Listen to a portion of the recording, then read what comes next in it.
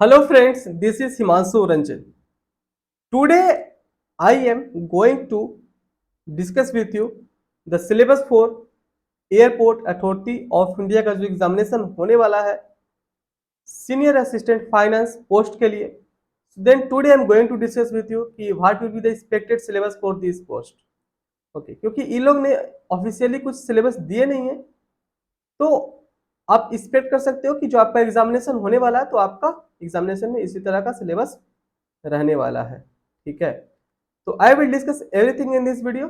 So first of all I will tell you that go and check the description box of this video. From there you can see one link is there. By clicking that link you can join my telegram. From there you will get important update related to my classes, and you will also get important update related to these examinations.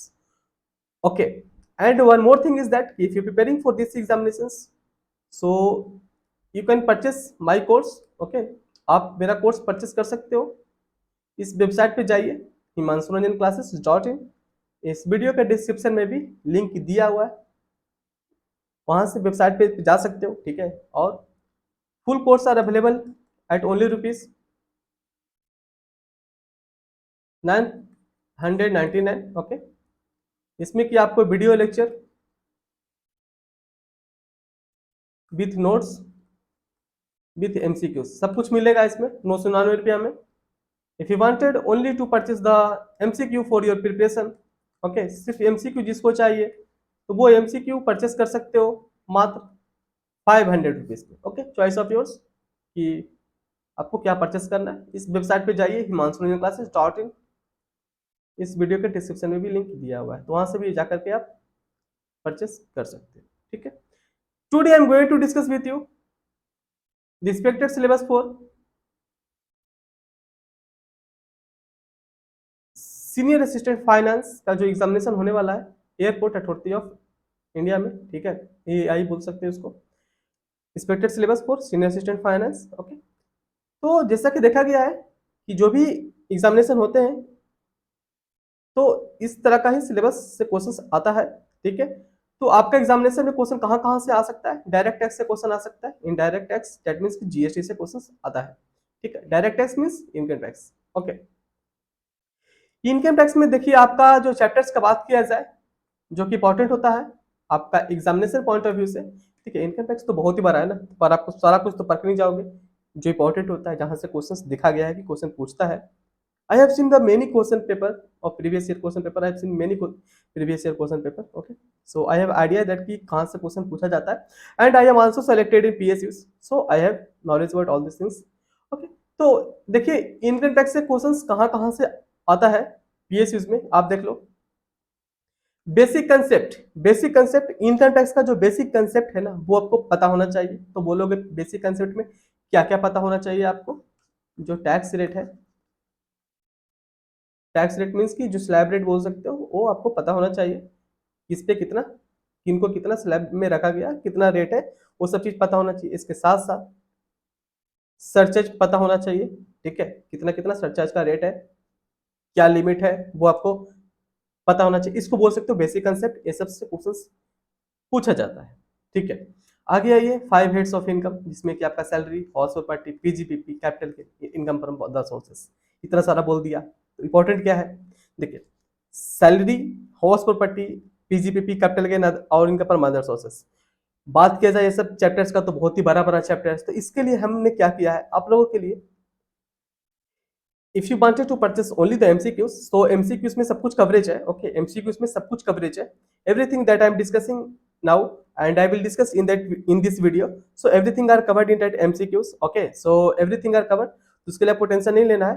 And if you wanted to purchase the full course, that means कि आपको उसमें video lectures with notes with MCQ सब कुछ मिलेंगे. तो उसमें क्या किया हूं मैं कि पूरा जो नोट्स है ना बिल्कुल परफेक्ट बनाया गया है कि कहाँ से क्वेश्चन पूछा जाता है. जैसे पीजीबीपी का चैप्टर ले लो, ठीक है, कैपिटल का चैप्टर ले लो, तो मैं बहुत ही उसमें से इंपॉर्टेंट जो होता है वहाँ क्वेश्चन पूछा जाता है तो वो मैं सिलेक्ट कर करके मैं क्वेश्चन बनाया हूँ. ठीक है, एमसीक्यूज भी वैसा ही बनाया गया जिस तरह से नोट्स बनाया गया. ठीक है, यहाँ पे देखिए जो डिडक्शन लिखा है, डिडक्शन मीन्स कि चैप्टर 6 से. ओके, डिडक्शन चैप्टर 6 से आपको पता होना चाहिए. जो इनकम टैक्स है चैप्टर 6 से है, जिसको डिडक्शन भी बोलते हैं. ठीक है, तो यहाँ से क्वेश्चन भर भर के पूछा जाता है. बहुत सारे पीएसयूज में देखा गया है कि डिडक्शन से क्वेश्चन आता ही आता है, ठीक है। तो आप इंपॉर्टेंट इसको मान सकते हो, इससे क्वेश्चन आपको एग्जामिनेशन में देखने को मिल सकता है। टीडीएस टीसीएस से क्वेश्चन आपका आ सकता है। रिटर्न फाइलिंग से क्वेश्चन आ सकता है कि किसको कब रिटर्न फाइल करना होता है, क्या ड्यू डेट है, वो आपको पता होना चाहिए। Okay, this are the things which are important for your examination, okay, income tax में। आगे देखिए जीएसटी में क्या इंपॉर्टेंट रहने वाला है आपका एग्जामिनेशन में। इनडायरेक्ट टैक्स जैसे कि जीएसटी में क्या क्या इंपॉर्टेंट है, बेसिक कंसेप्ट, जैसे कि जीएसटी का बेसिक कंसेप्ट में जीएसटी काउंसिल क्या है, ठीक है। जो जीएसटी में आपको पता होना चाहिए, कुछ ऐसा भी है, ऐसा भी चीज है जिसपे कि जीएसटी नहीं लगता है, तो उसको पता होना चाहिए आपको, ठीक है। जीएसटी का मिनिमम रेट कितना है और मैक्सिमम रेट कितना है, ऐसा भी एग्जामिनेशन में देखने को मिला है क्वेश्चन, पीएसयू में ऐसा भी क्वेश्चन आया है कि मिनिमम रेट बताओ और मैक्सिमम रेट कितना है जीएसटी में, वो आपको पता होना चाहिए। क्या लिमिट है ताकि वो जीएसटी में रजिस्ट्रेशन करवा सकता है, सो एवरीथिंग ओके। तो वो तो आगे है, मैं लिख दिया हूँ, ठीक है। बेसिक कंसेप्ट पता होना चाहिए। जीएसटी रेट जैसे कि बताया आपको, मिनिमम रेट कितना है, मैक्सिमम रेट कितना है, किस पे कितना रेट आता है, वो थोड़ा आपको नॉर्मल आइडिया होना चाहिए। आईटीसी आपको पता होना चाहिए, मतलब इनपुट टैक्स क्रेडिट किसको मिलता है, आईटीसी किसको मिलता है, ओके। सो ये सब चीजें आपको पता होना चाहिए। किसको नहीं मिलता है वो भी आपको पता होना चाहिए। आईटीसी कितना दिन में क्लेम कर सकते हैं, आईटीसी कौन क्लेम कर सकता है, वो आपको पता होना चाहिए। सीजीएसटी, एजीएसटी, आईजीएसटी के बारे में आपको आइडिया होना चाहिए, ओके। जीएसटी रिटर्न, जीएसटी का जो रिटर्न है ना, जीएसटी आर 1 2 3 4 5 6, मतलब ये जो भी ये रिटर्न है वो आपको पता होना चाहिए। जीएसटी आर 4 है तो उसका नाम क्या है, जीएसटी आर 5 है तो उसका नाम क्या है, उसका ड्यू डेट कब है रिटर्न फाइल करने का, तो वो आपको पता होना चाहिए। जीएसटी में रजिस्ट्रेशन का होता है, चैप्टर्स होता है, वो आपको पता होना चाहिए कि किसके ऊपर कितना का लिमिट है, ओके, कितना टर्नओवर उसका कंपनी है, कितना टर्नओवर क्रॉस करता है, ठीक है। तो उसको रजिस्ट्रेशन कराना पड़ेगा जीएसटी में, ठीक है। तो हर किसी के लिए जो रजिस्ट्रेशन का प्रोसेस है अलग अलग है, ठीक है। स्टेट वाइज भी है, किसी स्टेट में 10 लाख है, किसी स्टेट में 20 लाख है, किसी स्टेट में 40 लाख है, ठीक है। तो वो चीजें आपको पता होना चाहिए, ठीक है। तो वो आपको पता होना चाहिए, इसके साथ साथ आपको हाँ कि जीएसटी में रजिस्ट्रेशन लेना चाहिए, तो अगर उसको आ गया कि जीएसटी में रजिस्ट्रेशन उसको लेना है, ठीक है, तो कितना दिन में उसको रजिस्ट्रेशन लेना चाहिए। So all the process you have to know. Okay. Time and place of supply is important for your examination point of view. Composition scheme भी important है. Okay. कि जैसे कुछ लोग होते हैं ना, ठीक है, जिसका टर्नओवर तो क्रॉस कर जाता है, पर वो छोटा बिजनेसमैन होते हैं, वो उतना अफोर्ड नहीं कर पाएंगे कि वो अपना कंपनी में सारा कुछ करवाएं, जीएसटी रिटर्न फाइल करवाते रहे और फिर उसके बाद और मतलब और भी जो प्रोसेस होता है अकाउंट मेंटेन करना एवरीथिंग, उसके लिए भी तो उसके बाद चाहिए कुछ ना कुछ प्रोफेशनल चाहिए उसको काम करने के लिए। तो वैसे प्रोफेशनल काम करेगा तो फीस लेगा। तो उन लोगों को के लिए थोड़ा सा छूट दिया गया कि चलो तुम लोग छोटे बिजनेसमैन हो, तुम लोग इतना अफोर्ड नहीं कर पा रहे हो, तो उन लोग के लिए गवर्नमेंट ने क्या किया कि उन लोग को एक कॉम्पोजिशन स्कीम दिया कि आप लोग मिनिमम कॉस्ट में आप अपना काम कर लो। डेट मीन्स कि आप कॉम्पोजिशन के अंदर वो रजिस्ट्रेशन करवा लो, कॉम्पोजिशन के अंदर इन लोग रजिस्ट्रेशन करवा लेते हैं, इन लोग टैक्स इनवॉइस की जगह पे इन लोग बिल ऑफ सप्लाई इसी करते हैं। Okay, this are the things I will discuss in my regular classes and in my MCQ में भी सब कुछ दिया हुआ है, एमसीक्यू में भी सब कुछ दिया हुआ है। जितना मैं बता रहा हूँ ना, एमसीक्यू में हर एक टॉपिक से क्वेश्चंस एमसी क्या क्या बन सकता है, एमसीक्यू में सारा कुछ दिया हुआ है, ठीक है। एमसीक्यू में सारा कुछ दिया हुआ है। तो आपको फुल कोर्स परचेस करना है तो फुल कोर्स परचेस करिए, एमसीक्यू परचेस करना है तो एमसीक्यू परचेस करिए। फुल कोर्स उनके लिए है जिनके पास समय है और बहुत ही बेहतर प्रिपरेशन करना है, तो फुल कोर्स उनके लिए है। एमसीक्यू किनके लिए है, जो कि उनको पता है, ठीक है, जिनको पता है कि बेसिक आइडिया पता है कि हाँ ये सिर्फ पेपर आता है और नॉलेज भी है टॉपिक्स का, हर एक टॉपिक्स का उनको नॉलेज है। बस एक थोड़ा सा और बेहतर प्रिपरेशन करना है, थोड़ा सा और बेहतर करना है, प्रैक्टिस करना है एमसीक्यू कि पेपर आता कैसा है, ये जानकारी लेना है, तो उन लोग के लिए एमसीक्यू बेहतर है। और जिनको बहुत ही अच्छा प्रिपरेशन करना है ना, तो उनके लिए फुल कोर्स ही बेहतर रहेगा। देखिए मैं जो इंपॉर्टेंट होता है मैं वही बताता हूँ, ठीक है। ऐसा नहीं मैं बोल रहा हूँ कि सबको फुल कोर्स ही बेहतर होगा और सबको एमसीक्यू बेहतर होगा, ये डिपेंड करता है पर्सन टू पर्सन। कुछ लोग ऐसे हैं जिनको पहले से पढ़ा हुआ है, उनको आइडिया है सब्जेक्ट नॉलेज का, तो उनके लिए एमसीक्यू बेहतर है। जिनको पढ़ा हुआ था पहले पर सब कुछ भूल चुके हैं, ऑब्वियस बात है ना। कुछ दिन आप सब्जेक्ट नॉलेज से टच में नहीं रहोगे तो भूल जाते होगे। तो उनके लिए फुल कोर्स बेहतर रहेगा, क्योंकि फुल कोर्स में सब कुछ मैं डिटेल समझाया हूँ वीडियो लेक्चर में। और नोट्स भी जो बनाया गया है वो बिल्कुल परफेक्ट, एकदम सबसे अच्छा नोट्स मैं बनाया हूँ, ठीक है। सब कुछ इंपॉर्टेंट है, उसके साथ साथ आपको एमसीक्यू मिलेगा, सब कुछ मिलेगा नोट्स 99 में। तो डिपेंड्स अपॉन यू कि आपको क्या परचेस करना है। तो मेरे वेबसाइट पे विजिट करिए, हिमांशु रंजन क्लासेस.in, ओके, वेबसाइट का नाम दिया हुआ है, ठीक है। ऐसे आपको इस वीडियो के डिस्क्रिप्शन में लिंक भी दिया हुआ है, तो वहां से भी जाकर के आप परचेस कर सकते हो, ठीक है। आप कांटेक्ट कर सकते हो if you want to ask anything, then आप कांटेक्ट करके पूछ भी सकते हो 9631474430। यहाँ पे कांटेक्ट नंबर भी दिया हुआ है, मेल भी दिया हुआ है, आप जैसे भी चाहो कांटेक्ट करके पूछ सकते हो। ओके, आगे देखिए क्या इंपॉर्टेंट है आपका एग्जामिनेशन में, और भी क्या क्या इंपॉर्टेंट हो सकता है, क्वेश्चंस कहाँ कहाँ से और आ सकता है, ठीक है। कंपनी लॉ में आपका इंपॉर्टेंट है जो कि है काइंड्स ऑफ कंपनी, इससे क्वेश्चन आता है। Matter involving incorporation of company, इससे क्वेश्चन आएगा। शेयर एंड शेयर कैपिटल, इससे भी क्वेश्चन आएगा, ठीक है। Member of company, management of company, meetings, binding of company, dividend and director of company, these are the important things. आगे देख लीजिए बिजनेस लॉ में क्या इंपॉर्टेंट है। इंडियन कॉन्ट्रैक्ट एक्ट का जो 1872 है वो आपको पता होना चाहिए। Sale of good act, partnership act, negotiable है, ये बहुत इंपॉर्टेंट है। एग्जामिनेशन में क्वेश्चन यहाँ से बहुत ज्यादा देखने को मिलता है, ठीक है। आगे देख लीजिए ऑडिट में। हाँ, एक चीज भी तो बताया नहीं आपको, आपको मैं बता दूं, कुछ ही दिन पहले ना ओएनजीसी का एग्जामिनेशन हुआ था, ओके, कुछ ही दिन पहले ओएनजीसी का एग्जामिनेशन हुआ था, जैसा कि आपको पता होना चाहिए। तो ओएनजीसी में बहुत सारे लोगों ने मेरा कोर्स परचेस किया था, and many students are telling that कि ऑडिट से तो बहुत सारा क्वेश्चंस एमसीक्यू से, मतलब बहुत सारे क्वेश्चंस आया था एमसीक्यू से।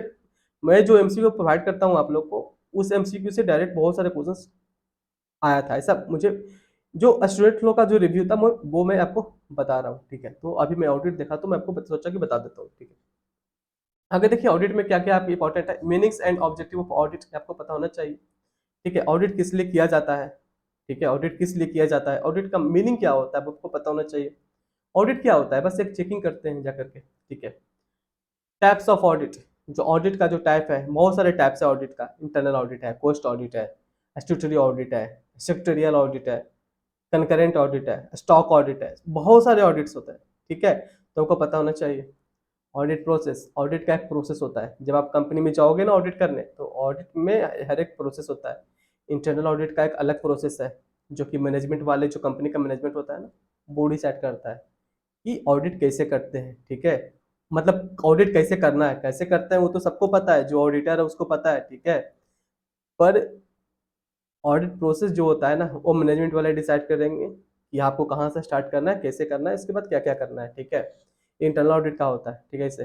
पर जो स्टैट्यूटरी ऑडिटर जो होते हैं ना, उन लोग अपने मन से चलते हैं, उनको जो करना है वो अपने मन से करेंगे, ठीक है। उनको वो किसी का सुनते नहीं है स्टैट्यूटरी ऑडिटर।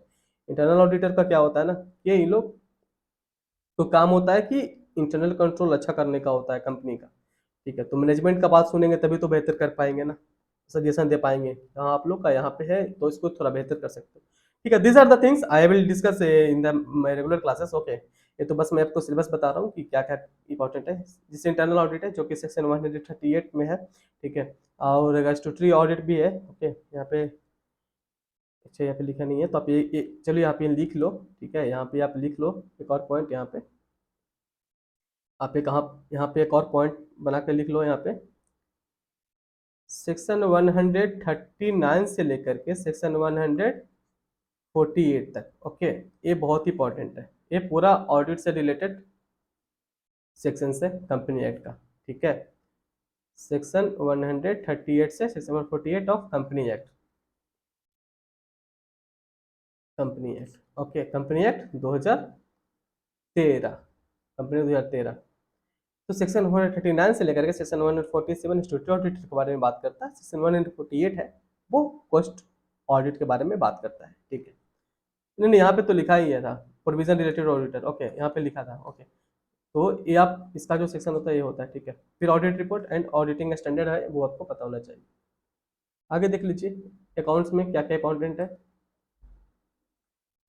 अकाउंट्स में बेसिक अकाउंटिंग कंसेप्ट जो है वो आपको matching concept, going concern concept, post concept, okay, going concern concept, ये सब मिनी मेजरमेंट कंसेप्ट, बहुत सारे सब चीज़ें जो बेसिक्स है वो आपको पता होना चाहिए।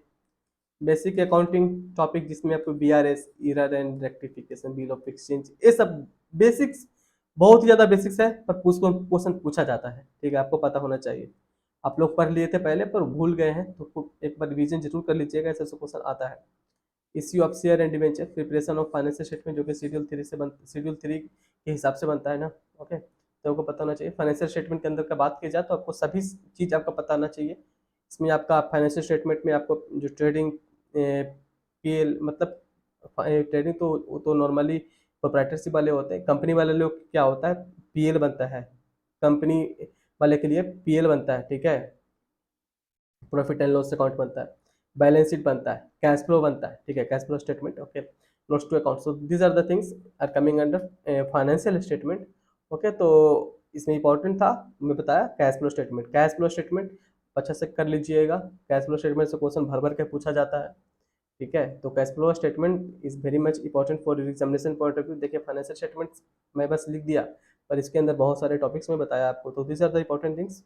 ओके, कैश फ्लो स्टेटमेंट में कि पूछता है क्वेश्चन की ऑपरेटिंग एक्टिविटी होता है ना, operating investing financing activities cash flow में, तो वो सब चीज़ें आपको पता होना चाहिए, लिखा रहेगा पूछेगा कि किसके अंदर आता है, तो ये सब these are the things important for your examination point of view. आगे देख लीजिए, accounting standard and Ind AS का नाम और नंबर आपको पता होना चाहिए। ओके,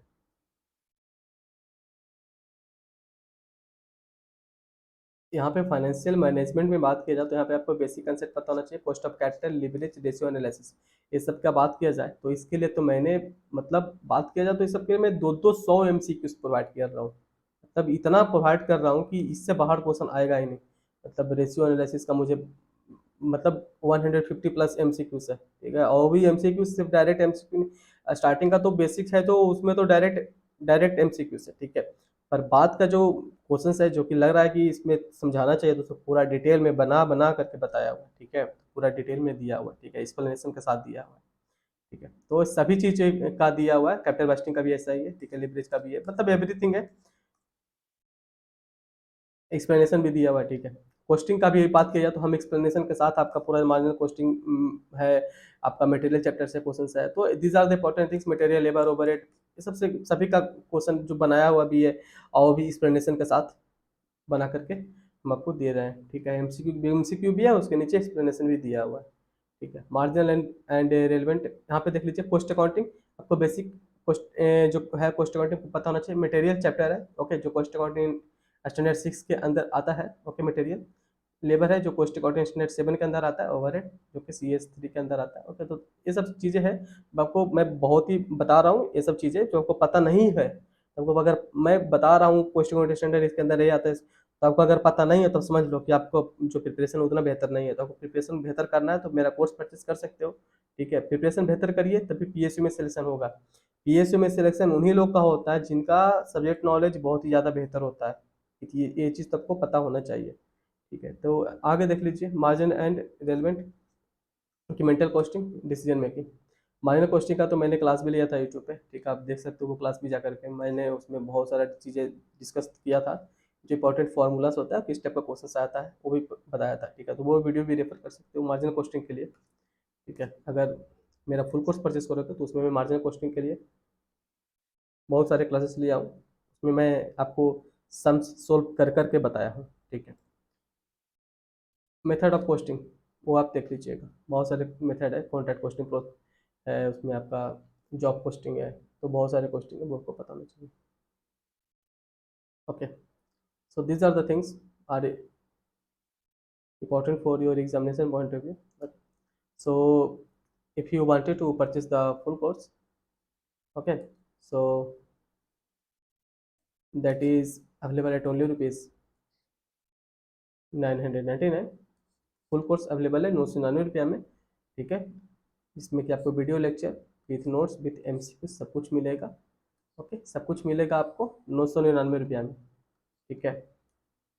आप मेरा वेबसाइट पे विजिट करिए, himanshuranjanclasses.in, ओके, इस वीडियो के डिस्क्रिप्शन में भी लिंक दिया हुआ है, तो वहाँ से भी आप क्लिक करके मेरे वेबसाइट पे विजिट करिए और कोर्स को परचेस कर लीजिए, बेहतर होगा, आपका प्रिपरेशन बहुत स्ट्रांग हो जाएगा।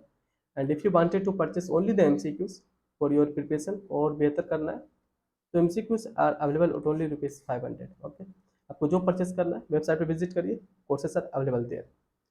ओके, आई होप सो कि this video is very helpful for all of you. हाँ, एक चीज़ और, टेलीग्राम जरूर ज्वाइन कर लीजिए, वहाँ से आपको हमेशा इंपॉर्टेंट अपडेट मिलता रहेगा. टेलीग्राम का भी लिंक वीडियो के डिस्क्रिप्शन में दिया हुआ है. Okay, I hope so this video is very helpful for all of you. तो वीडियो को जरूर लाइक करिएगा, इस वीडियो को शेयर करिएगा. जितना वीडियो को शेयर करिएगा उतना ही लोग जान पाएंगे और बेहतर प्रिपरेशन कर पाएंगे. ठीक है, तो वीडियो को जरूर शेयर करिएगा, चैनल को सब्सक्राइब कर लीजिए. इस पर आपको हमेशा इंपॉर्टेंट वीडियोस हमेशा मिलते रहता है, हमेशा मिलते भी रहेगा. Okay, so thank you.